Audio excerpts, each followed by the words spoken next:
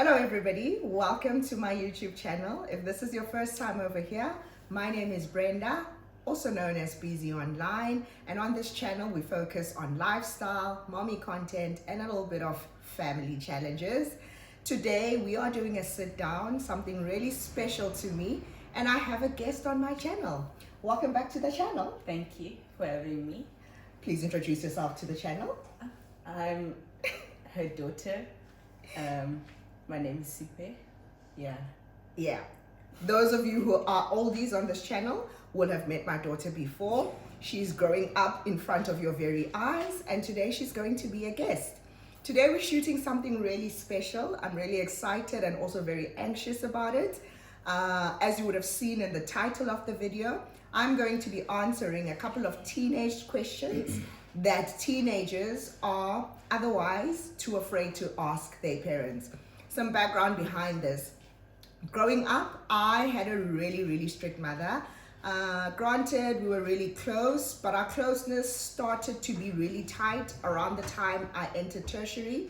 Before that, it was either black or white and no gray areas. And therefore, there are some questions that I would think about and think, absolutely not. And I am hoping I've rewritten the script. I've changed the narrative for my daughter. What do you think? Are you able to talk to me? Yeah. All right. So what I did is I asked my daughter to do a little bit of a poll. She went out and she asked her peers and her friends a couple of questions. We are going to keep them very anonymous. So we won't be mentioning the names of the people who sent them in. In fact, I don't even know who sent them in. I'm going to be hearing them for the first time today.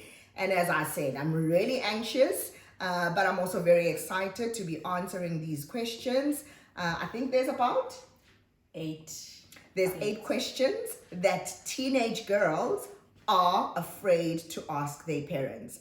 Without any further ado, we hope you'll enjoy this video. And if you do, please, before you get stuck in that red button, if it's still red, you haven't subscribed. So smash that button and join the family.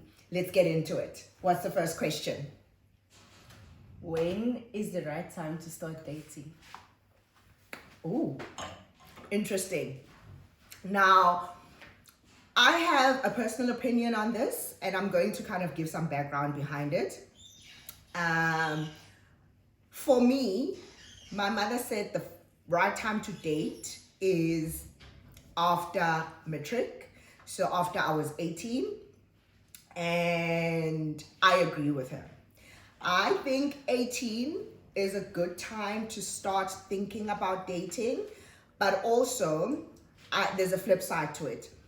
18, you are a lot more mature, you are clearer in your ways of thinking, and you are not easily distracted. Before that, you are still busy with school. You need to have your 100% focus on school. I'm not saying after 18 you don't go to tertiary, which is much harder than high school. But I do believe 18, you have a little bit of a more mature approach to life. You can make sound decisions, and you can actually have your mother to talk to give you some form of advice. So my standpoint is after the age of 18, and even then, when you date, I would like to think you would be dating with the intention of marrying that somebody. But of course, that's always very controversial, but it's a question you have to ask yourself when somebody asks to date you. Ask yourself, why are we dating? What is the end goal? Am I dating you because I'm bored and I want a companion? Then you can just be friends. But am I dating you because I'm looking for a long-time partner, somebody I can build a life with, somebody I will have known since I was 18? Then that's somebody you can potentially date. Does that answer your question? Yes. I hope it answers your question, whoever asked it. Second question is a tough one. How to properly wash and take care of down there.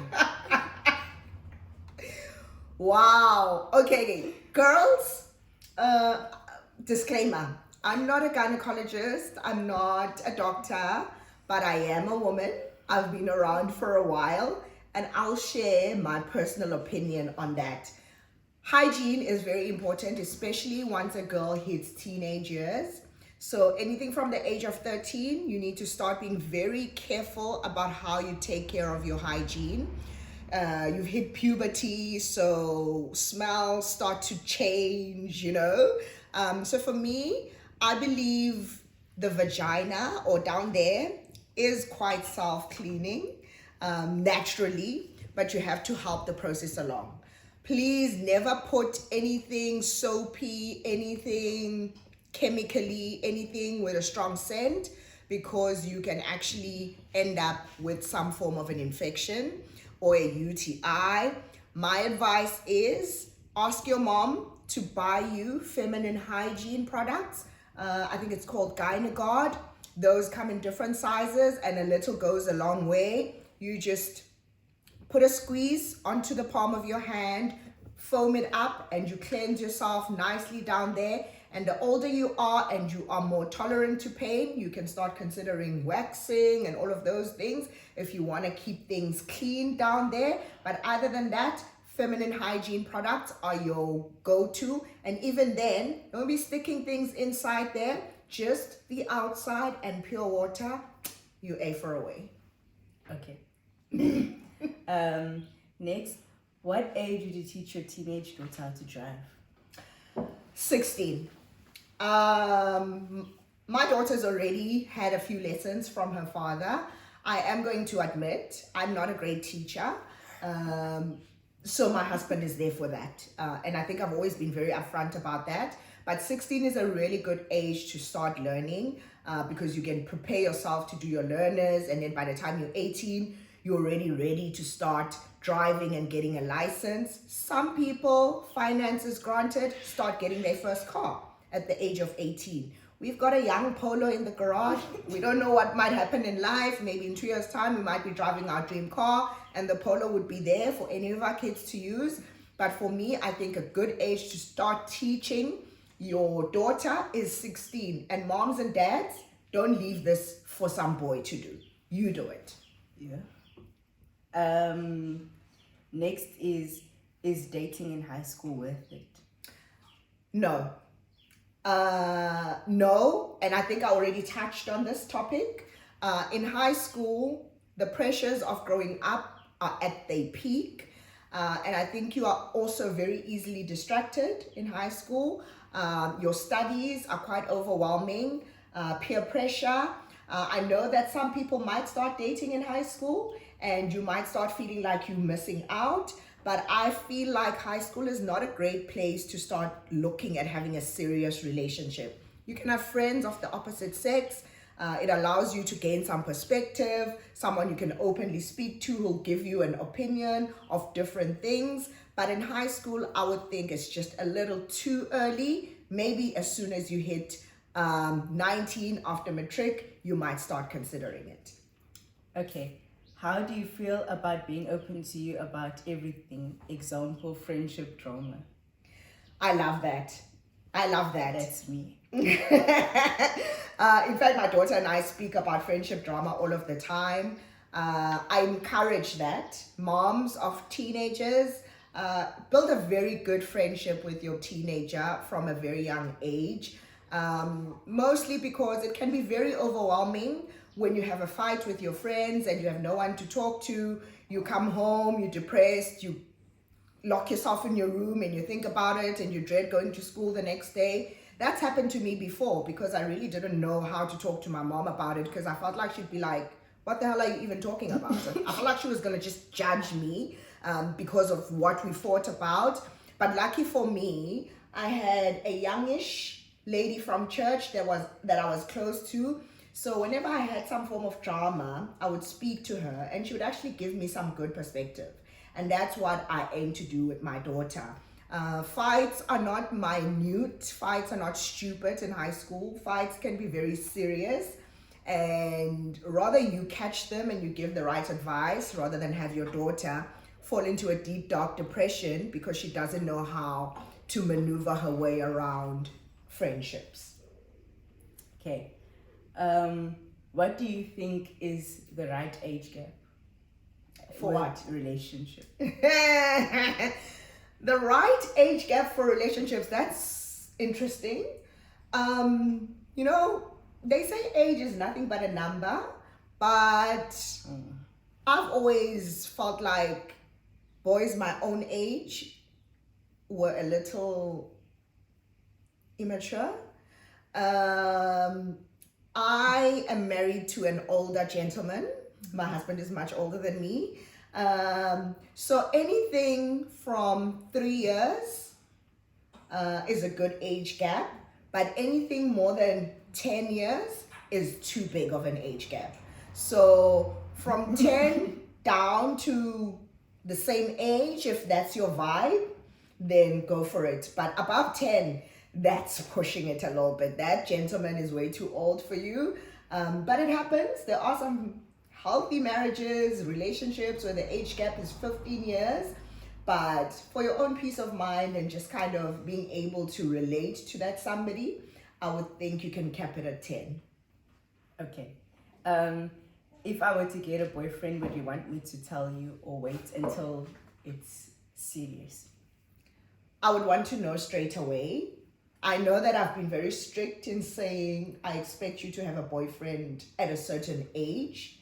So I'm very much aware that if you ever found yourself in a position where you had a boyfriend before that, you'd probably be too scared to tell me. But my desire and my wish is that you tell me the moment there is a boy in your life, because as we've already said, I'm that somebody that you can talk to, and I'll have the right conversations with you to kind of try and determine why are you finding yourself in a position where you want to have a boyfriend and what is the plan with this boyfriend. So definitely, I don't want you to wait until it's too serious, because I don't know what too serious is. Open-ended. What is too serious? Too serious is because he's asked you to have sex, or too serious is because you are getting engaged. That's just like, it's very open-ended. So for me, I would like to think that I will know from the moment it happens. Okay. What do you think about your daughter moving to Rays when she goes to varsity? My daughter moving to Rays excites me and also scares me at the same time. Look, I've got myself as a reference point. So I know that when I went to Rays, it was the most liberating feeling in my life, mostly because I was very sheltered. My mother was super strict. The only time I was allowed to go out of the house was I was going to school and I'm coming back. So I always had it in the back of my mind that I want to experience life without being stuck in the house. And that's not really a good place to be, because you might fall into the dangers of doing things that are going to land you in big trouble. So for me, I'm excited because I'm already preparing you for that. Your father and I are very flexible in terms of letting you go out. Yes, we want to know the relative questions. Who are you going with? Who are their parents? Where are you going? What time will you be there? And what time will you be coming home? Those are safety related questions, but we encourage you to go out there, to interact, to engage, to live your life, so that it's not something that's completely new to you when you go out there and then we are left here thinking, oh my God, what is she doing? We at least know how you'll handle yourself. So I'm neither here nor there. I think when you are eventually ready to go out and you're done with school, you'll be great out there, and I feel like I'll have peace of mind that you know how to carry yourself. Of course, you might be intrigued and interested in a bit of nightlife and all of those things that come with growing up and being a teenager. But I'm excited for you to actually do us proud and to put some of the things that we've taught you in practice and become an independent young lady. Okay. Which is better, pads or tampons? Pads, 100%. I'm a pad girl. I'm a pad girl. I just don't know how I feel about having something inside of me long term. It's just very uncomfortable for me, but to each their own. But for me, especially when you're a lot younger, I would encourage pads because it's a lot more hygienic and healthier to use pads. You don't have to worry about having to change it ever so often, which is the case with tampons. Tampons are great if you have a heavy flow and you just don't want to worry about pads shifting and leakage and all of those things. You can even go swimming with tampons, but they need someone who's a little more mature, who's going to know that I need to go and change it. I need to know how to take care of it. I need to know how to dispose of it. And therefore, pads when you are a teenager are much better of an option. Okay, and the last one is ask your parents for approval. So I think that's going off the back of the, if I were to get a boyfriend, would you want me to tell you? So what's the question? Should you ask for approval? Yes.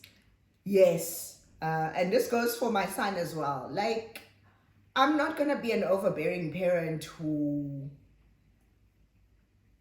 asks you to date that boy because he's an A student and he belongs to a boys club and he's excellent at rugby and chess. And no, no. But I'm also not going to allow you to bring home some random shady boy who's got piercings from the top of his head to the bottom of his feet and is just shady looking. Like, no, no, no. So I definitely would like for you to ask for advice, not so much approval, but advice. If you introduce me to this young lad, I know what to look for. I know how to look for a gentleman who knows how to be decent. Maybe he might be able to pull wool over our eyes, but definitely approval is something you should seek, even if it's from your brother. If it's a boy from school, you might know him. A neighborhood guy, we might know him. So we won't make a decision for you on who to date, who to marry, but we definitely would like to have some kind of an input in terms of picking the right person to spend your time with. Okay, that's it. All right. Okay, guys, those were some of the questions that teenagers, especially girls, are a little bit scared to ask their parents. And I think the main theme that stood out for me was, of course, around the topic of dating and around the topic of hygiene. And I'm glad these questions came up because, listen, growing up, these were some of the questions that plagued me and my peer group. And when you can't speak to your mother, chances are 100% you're going to start speaking to your friends. And unfortunately, the level of knowledge or understanding that comes from your friends is exactly the same as yours. And some of the advice that they might give you might be misleading, and some of it might be malicious. A girl who's 16, who's made a mistake and decided to do something inappropriate with a boy, might tell my 16-year-old to do the same so that they don't feel like they're the only ones who've made that mistake. So friendships can be malicious at a teenage stage, and friendships can be so solid also at a teenage stage. So I hope with this little video that what we've encouraged you is to seek friendship in your mom. And moms, please make sure that you are also opening up to your daughters. I hope you enjoyed this video. Mom is having some mommy juice, and my daughter, as you can see, it's as dark as ever. It's Coca-Cola. And thank you very much for watching. All right, guys, and that's it for today. If you enjoyed this video, please be sure to give it a huge thumbs up, to share it. And if there are some questions, maybe from some teenagers or even mommies that you might have that you'd like us to do a part 2 on, please drop them in the comment section and we'll definitely consider doing a part 2. Thank you so much to all the girlies that submitted questions. I appreciate you. I hope the answers addressed all of your questions. And if there's anything else, Mommy B is there. I don't want to know who you are, but you can just drop them to my daughter and she'll pass them on to me and I'll do my best to answer them. Please don't forget to subscribe and join part of the family. From my daughter and I, thank you for watching. See you next time. Bye.